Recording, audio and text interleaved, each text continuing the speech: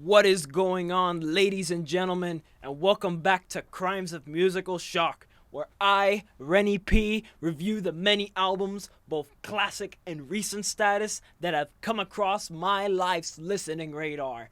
This episode will be covering In Love with Jets by Antioch Arrow, the 1994 seminal sophomore release that would prove just as influential as its predecessor, The Lady is a Cat, in bringing about screamo and sasscore in the midst of the burgeoning San Diego punk and indie scene of the 90s.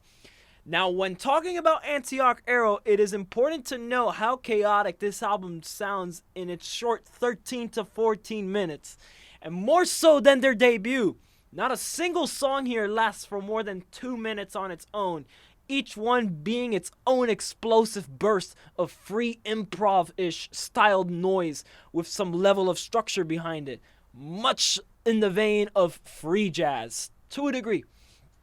Apparently, the reason for the more experimental sound comes from the addition of Andy Ward on guitar, who was formerly the bassist of fellow Californian emo act Evergreen.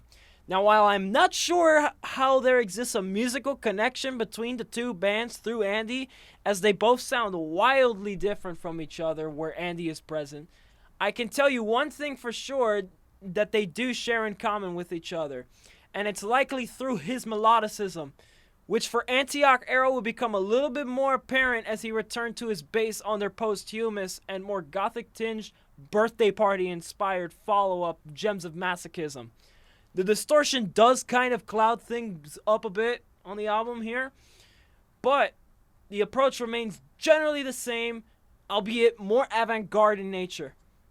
Additionally, lead singer Aaron Montagnier was previously the drummer for another influential screamo band, Heroin, but that's more so to explain their general intensity ever since their debut, and it was already there since their split with Candle in 1993. That will have to be saved for when I cover The Lady is a Cat in due time. But it's mainly a combination of those little influences, mainly from these previous bands, that kind of lead up to our current point with In Love and Jets. And another thing to know here is that Aaron's vocals are a little bit sassier than they were on The Lady is a Cat, and more in the vein of The Nation of Ulysses, which, according to Aaron in a Vice News interview, was another influence on Antioch after he saw them live with his bandmates. And while there are hints of elements of more cranked up Ulysses style sass on The Lady is a Cat, they are a little bit more apparent here on In Love with Jets. And combined with the whimsy of the semi-sexual lyrics that are delivered a la Stream of Consciousness, Aaron only makes this album sound less serious than what Heroin ever was, a pattern that's shared with early sass bands in conjunction with their semi-cryptic kind of bullshit type lyrics.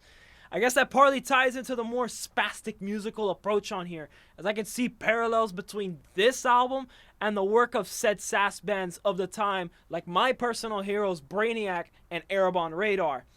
Evaluating closer the music on here, there are additionally some unusual time signatures being thrown about here and there in the midst of these explosive sonic bursts coming through these rolling buffalo type stampedes. Some proper examples of such being Chaos vs. Cosmos, Samba, and the stellar opener Angel's Lawn. That Ulysses influence still holds strong here too, which you can hear on the drumming in the Puppy Love, as well as on the Blessed Test, which is probably the least intense song on this album here, which is saying quite a bit, and the more trad hardcore leaning track Antioch Gold for You. A good number of these songs, I should know, have some particularly fuzzy guitar moments reminiscent of the drill sound that was achieved in Steve Albini's projects Big Black and Rape Man, pushing forth Antioch's experimental abrasiveness in their seizure-like musical tantrums. And I still find it crazy how they ended the album off with the shortest song on the track list, that being The Suspicious Uzi, and it still is one hell of a doozy. That rhyme. Just 52 seconds though, which is crazy.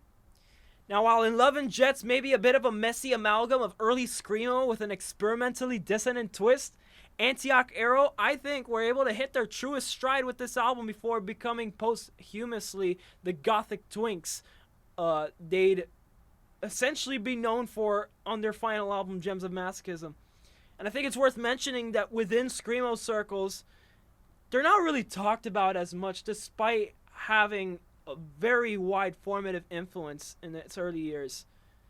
Then again, I think it's mainly because Aaron has had a Schwarze Sonne tattoo on his thigh, and he's made some relatively questionable comments on Afghanistan as he eventually went into military service at some point after Antioch Arrow. But musician drama is not the focus of my podcast. In Love and Jets, in all its discordant glory, ultimately receives from me 4.5 stars. Hey guys, hope you liked this video review. If you really did, don't forget to smash those like and subscribe buttons if you want to see more content from me, which I'm most definitely going to be working on. Feel free to also comment what you thought of the album. Was it to your expectations? Do you disagree with me? Was this album just too plain chaotic for your personal standards of screamo? Maybe if you're a Pierce the Veil head, I might not answer for that, but anything that comes to mind. For now, though, I shall go. Bye-bye!